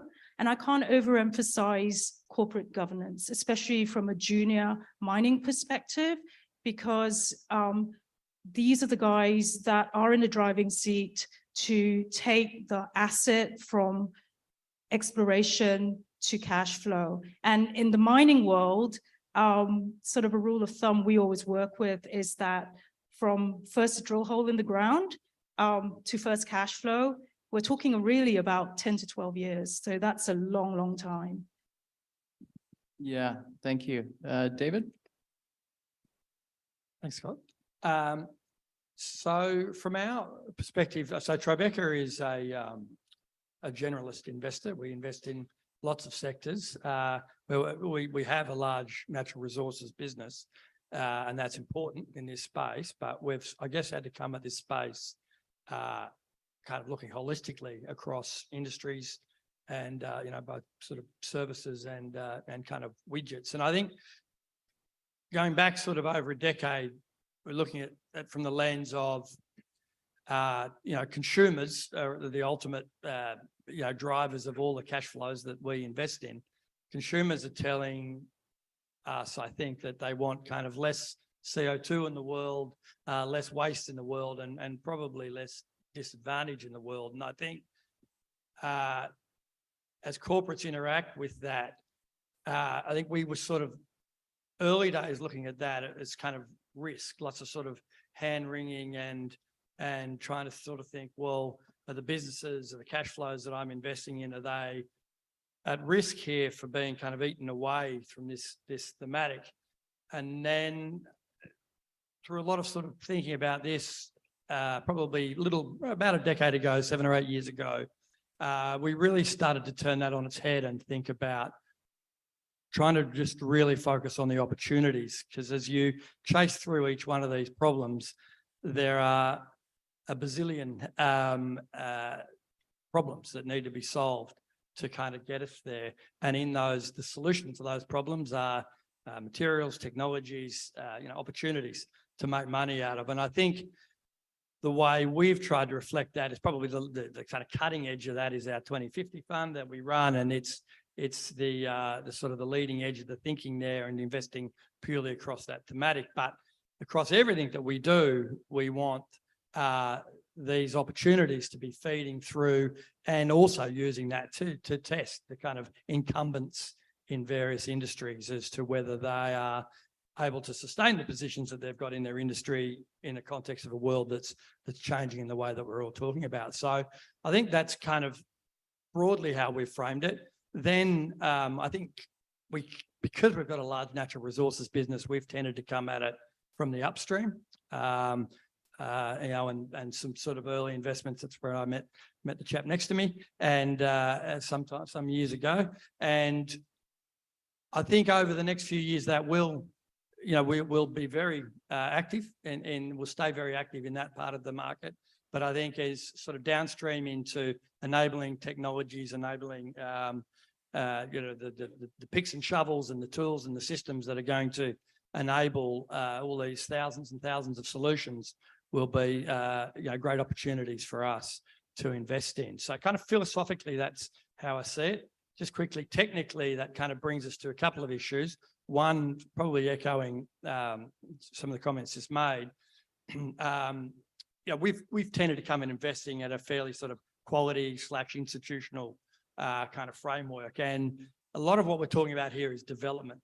So it's necessarily probably earlier stage than what we have historically been used to investors. So technically, we're having to come to terms with, build new partnerships, work out ways that we can maybe deploy capital a little earlier in the development of a project, with not wanting to let too much of that opportunity slide by, but at the same time not changing too much the risk profile that we offer our ultimate investors. And I think the solution to that, a lot of that is in partnerships, is finding great folks to work with that can fill in some of the knowledge gaps that we probably didn't have to worry about because we're only getting involved in things in that sort of later stage cash generative sort of phase. So that's one thing.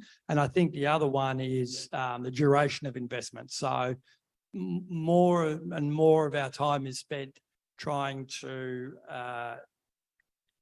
bring our customers with, our investors with us on a journey to invest, to be more long-term thinking in the way they invest, so that our capital can become more patient, because this is going to take a period of time.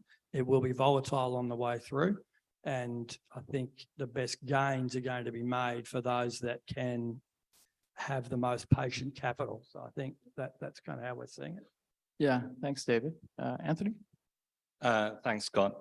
So I'm an operating partner with a global private equity group at Franklin Templeton, and for probably many of you will probably know Franklin Templeton more as a public equities or mutual fund house, and probably less aware that we actually do have a fairly substantial alternatives business. So obviously Franklin is a very large group, manages about $1.5 trillion AUM. But out of that, about $250 billion of that is within alternatives, and global private equity sits within that group. To share with you probably some perspectives in terms of, I guess, some of the decarbonization strategies that the firm has pursued, probably worth kind of just rewinding a little bit and to share with you some perspectives that I've garnered over my 12, 13 years in the industry. As Scott mentioned, I was a former CEO and MD of Galaxy Resources, and essentially stayed on until the merger with Orocobre, where essentially I oversaw the growth of Galaxy from a junior developer. We were the second producer of lithium out of Australia about 11, 12 years ago, and essentially over the past 12, 13 years have seen it grow into becoming the world's 5th largest lithium producer. So really managing operations in Australia, China, Argentina, and Canada, and initially servicing most of the strategic customers in China, Japan, and Korea, and then in more recent years in Europe and US as well. But as part of that journey, what I really saw was a lot of growth coming out of North Asia, specifically China. Initially, myself personally ended up becoming quite active as a venture investor in other opportunities outside of Asia. Within the battery value chain, I was an early investor and a shareholder, and went on the board of a company called Li-Cycle. Today, Li-Cycle listed on the New York Stock Exchange about a year and a half ago, raised about $600 million and then $350 million subsequently through investments from LG, Glencore, and Koch Strategic Partners. We're recently awarded $375 million from the Department of Energy through the Loans Program Office, and really have built Li-Cycle to become North America's largest lithium battery recycler. And they're also building capacity in Europe. Along the way, I also was a seed investor and was a board director of a company called Li-Metal, really looking to produce lithium metal and develop lithium metal anodes for next generation solid state batteries, as well as a seed investor in a company called Sakona, which is developing next generation silicon carbon composite based anodes for, again, next generation batteries. And so it was in the backdrop of that when I stepped back from my corporate roles about a year or so ago. I got asked by Franklin Templeton to come along and really help the group devise a strategy and investment thesis around essentially a climate tech investment strategy, but really focused on decarbonization. And when we looked at decarbonization, obviously transportation and the utility sector were the two kind of biggest generators of CO2 and greenhouse gas emissions.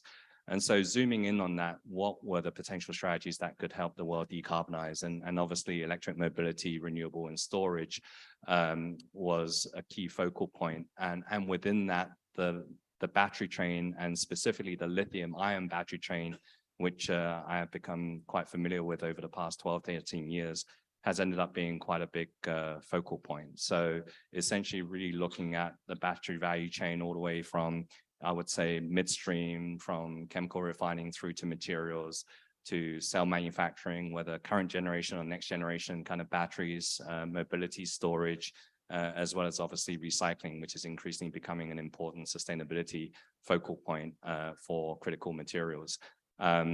Today, we've launched a climate tech strategy, and we actually closed our first transaction last year in the space, which was we co-led a $150 million round into an LFP cell manufacturer based in the US. Obviously, many of you would have heard not only what's happening on the IRA front in North America, but also on the CRMA front in Europe. Obviously, there's a lot of capacity and a lot of opportunities to basically deploy capital in the burgeoning growth sector. Obviously, there's a lot of catch up that the rest of the world needs to play. And it's not just isolated to the US, North America, and Europe. I'm very excited by what's happening within the battery value chain space across Southeast Asia, from India through to Malaysia, Indonesia, Vietnam, and Thailand are all hotspots for building out that value chain. So, really that's kind of the main focal point, is looking at how to support some of this growth. And there's a lot of capital that's going to be needed. I mean, Joe pointed out, earlier today that we're probably going to need somewhere between another, 3 to 3.5 million tons of lithium to come out of the ground. I mean, the capital intensity of lithium projects now have actually increased since the time that I first started, when, the average brine project would be somewhere between $12,000 to $15,000 a ton. Today, they're probably north of 30 on average per ton of LCE. There's some projects in Australia which are probably a little bit more expensive. And in the US as well, $50,000 to $60,000 per ton. So, if our average today is about $30,000 to $40,000 a ton, just on lithium alone, it's going to require somewhere between $100 to $120 billion of investments. And then when you start looking at other parts of the value chain, such as cathode and anode, they respectively add another couple of $100 billion themselves. And then you've got recycling as well as other parts of the materials value chain, for example, precursor, substrates, copper foils, aluminum foils, electrolyte salts, binders, etc. So all of these components are necessary in order to really build up the supply chain. And I think, Scott, later today, we're going to have some debates around kind of, China versus, what's the dynamic of global growth compared to how China's come so far. And basically that's kind of one of the main focal points for Franklin Templeton, is really looking to support and deploy capital to support value chain and supply chain growth in parts of the world outside of North Asia, where it's already quite mature in China, Korea, and Japan. Yeah, thanks, Anthony. Mayank, you're the only sell side guy here, so it's wide open for you to say whatever you want. So. Thanks, Scott. So let me just put some things in perspective for the audience first before I kind of deep dive in your question. So if you look at today, correct, in terms of global energy consumption, if you want to put some exajoule numbers, about 80-85% in that range comes from what you call as fossil fuels, whether it's coal, gas, or oil. About 11% comes from hydroelectric or nuclear. And then you are ended up with the 6%, which is largely coming in from renewable resources right now. So when you put this in that bigger picture context in terms of energy consumed today, the opportunity size on energy transition is pretty reasonably big, correct? That's the way we kind of think about it from our perspective. Now, in terms of the question that Scott was asking of what investors have been thinking, I think the biggest debate that we have seen really has been around energy security versus energy transition. That's really a place where a lot of incremental institutional questions keep on coming now, especially after 2022. And the way we look at thinking about this is that the both of them will coexist and move hand in hand. Yeah. And the way to kind of think about this over the next few years is that a lot of these companies, which are especially in the fossil fuel side today, they are actually investing in terms of the new energy side as well. So those are companies that effectively are championing some of these transitions as such. I think the other part of it is the fact that you are seeing the entire value chain from just not producing green electrons, but going down towards the entire value chain into green hydrogen, ammonia, etc. And the shift in supply chains from not just one country, but going to other countries as well. So those are places, I suppose, from where we come from, we see opportunities exist. Scott. Yeah, thanks, Mayank. We're probably going to go over time, but no one's telling me we can't, so we'll keep going. I just wanted to ask everyone a different question following on from the initial comments. And Amelin, maybe I'll start with you.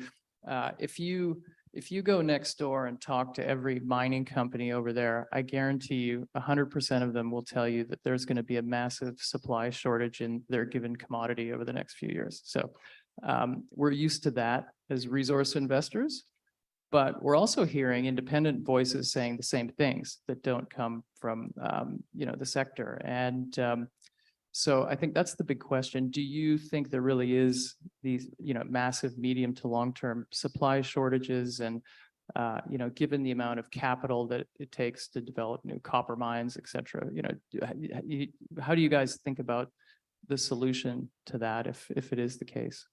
Thanks, Scott. Well, as we stand now, there is definitely a big demand-supply mismatch. And we've been pounding the table for a long time now saying there is simply no supply of key commodities because simply we haven't been putting enough capital to work to do exploration. Now, in the natural resources game, it's not you just throw a lot of money at it and you will get the solution tomorrow. As I alluded to before, it takes a very, very long time from your first drill hole and going through various rounds of exploration programs. You have to prove up an economic deposit. There's the issue of permitting. There's the issue of getting capital to fund the project. And you're talking about geopolitical risks and all that. And you're talking about years. I was talking to a head geologist the other day, and he says that cycle from first drill hole to production has actually widened from 10 years previously to up to 15 years. And you've got a lot of jurisdictions now that, frankly, in this cycle, they're a lot more risky than in the previous commodity cycles. So we've actually only got a very small country window of where we are comfortable to invest in. So supply is a big issue.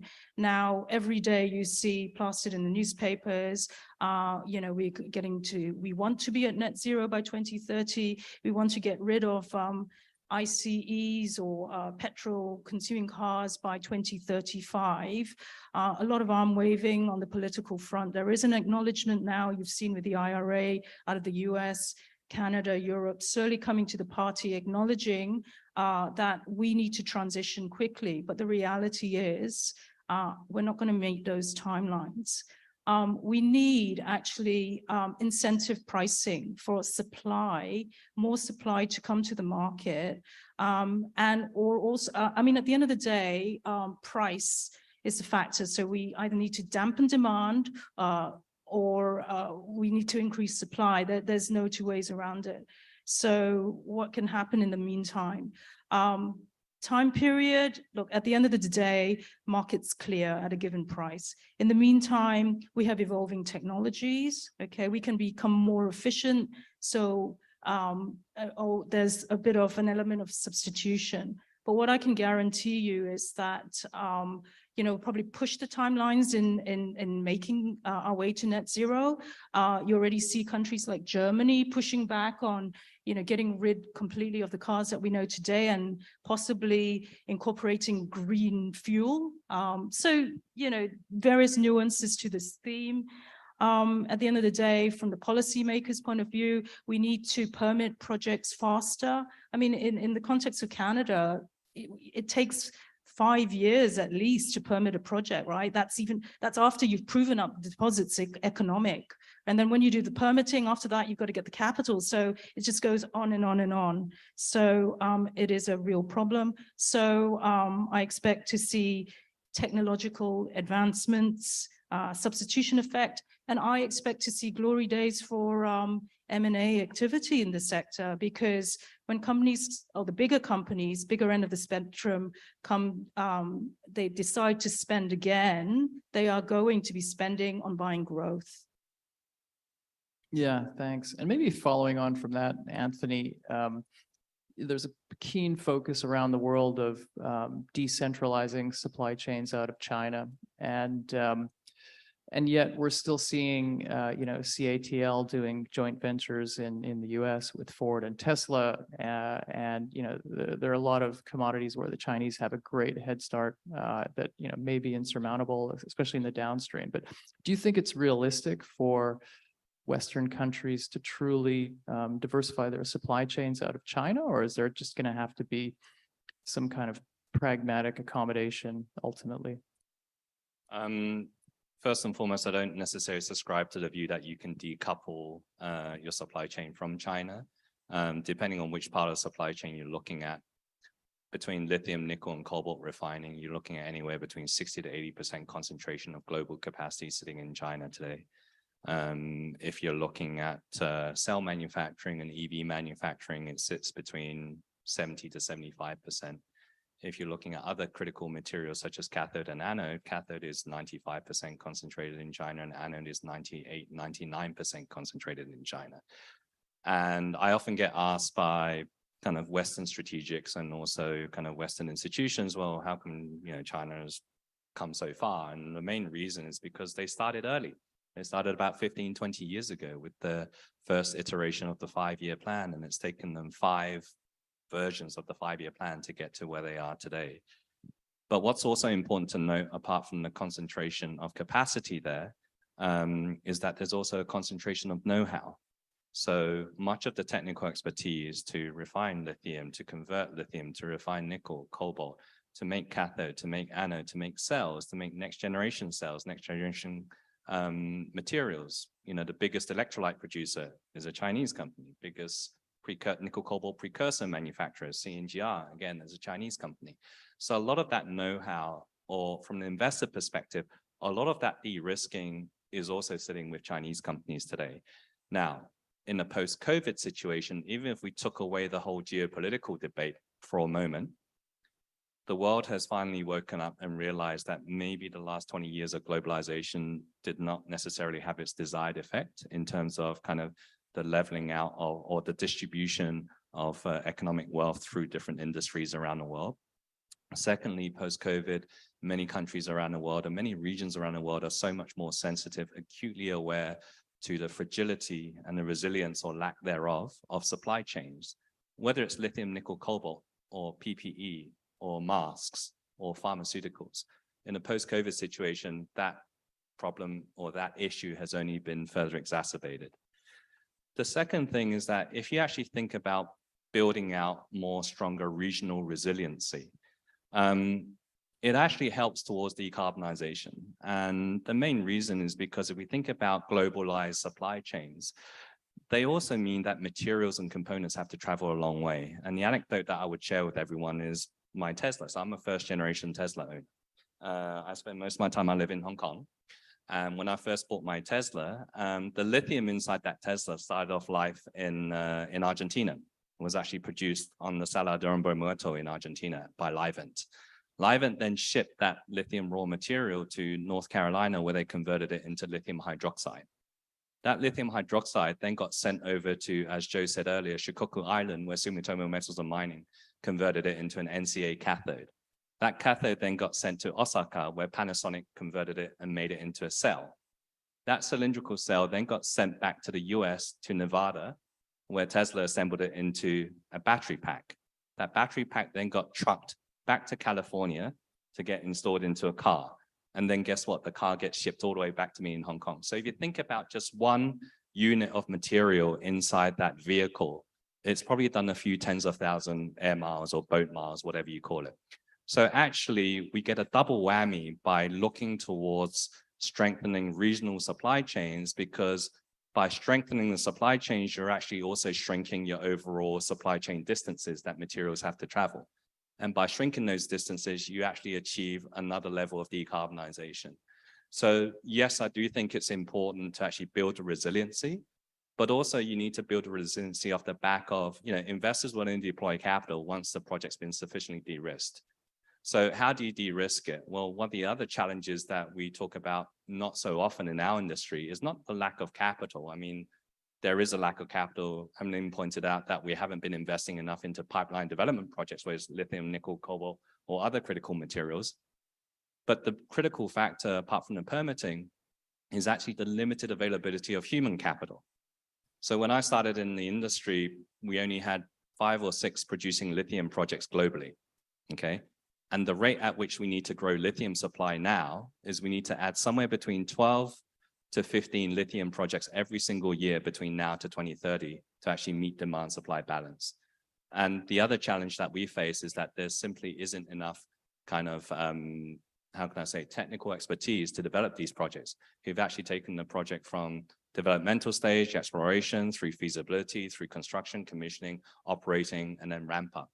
And therein lies not only the challenge, but also the opportunity. David talked about earlier about partnerships. And I think partnerships are going to be the way to go. Obviously, we've seen the likes of CATL move into Europe. I was just in Hungary last week. They're building 100 gigawatt hours in Hungary between now and 2030. SK, Samsung SDI are in Hungary as well.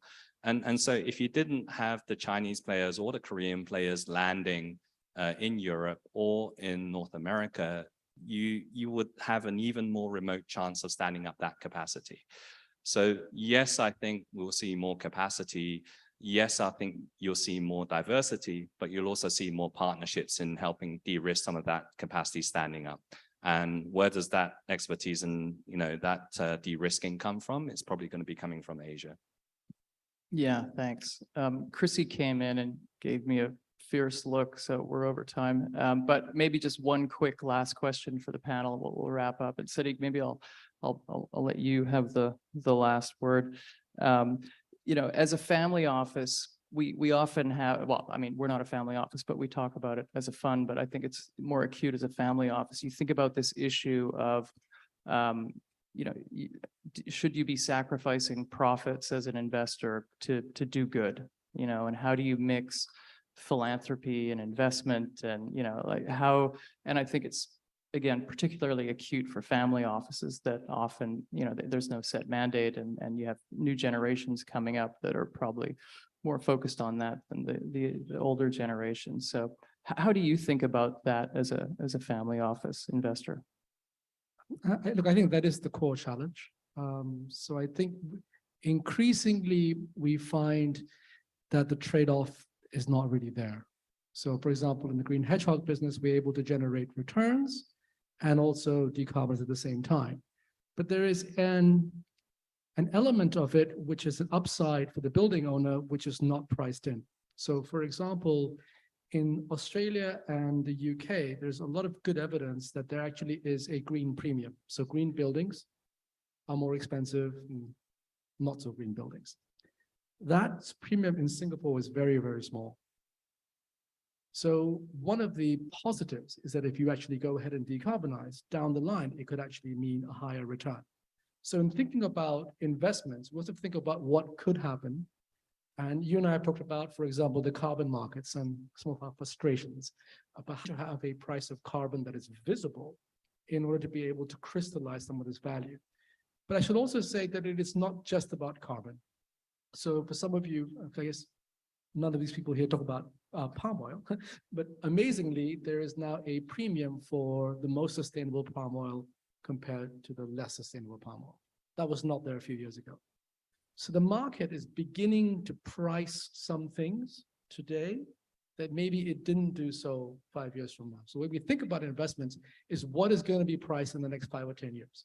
The more you can measure it, the more you can monitor it and verify it, because that's also becoming very, very important. The more we think some of those things will get priced in, but not all of it is.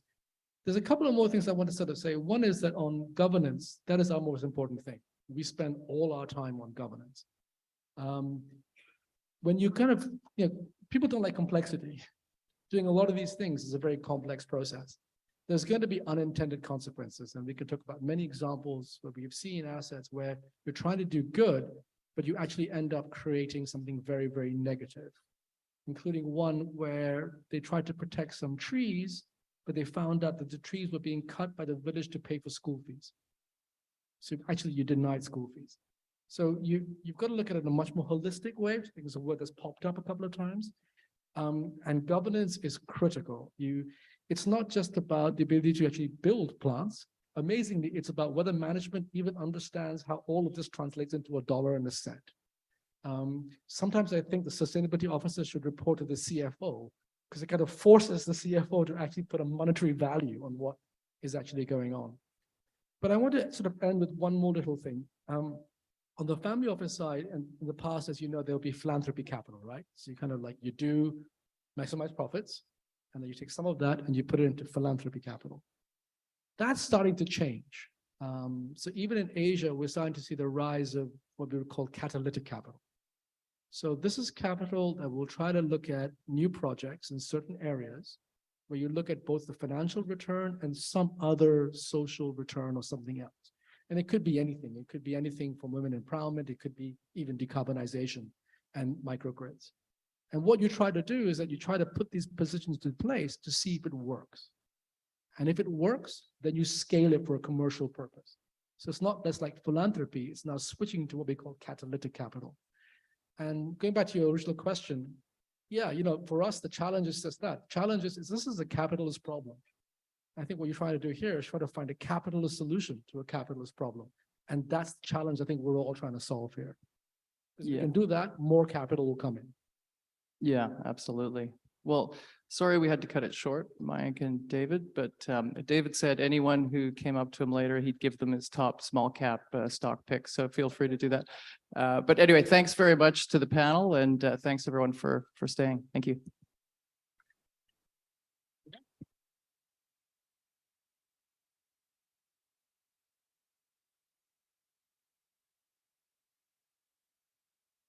Tim, I'll let you all go. We're coming back in here at 1:20. There's plenty of lunch, so please don't feel like you have to rush. Stewie has over-catered to the tea as he always does, so please do not panic that you won't get any lunch. There'll be plenty of opportunity and you can bring it back in here. We have our next panel session at 3 o'clock. Did you enjoy that?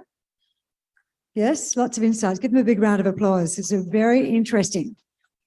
And it's a problem when there's 6 of us to try and fit it all in. So we're going to take one step forward and get a picture. That's all right.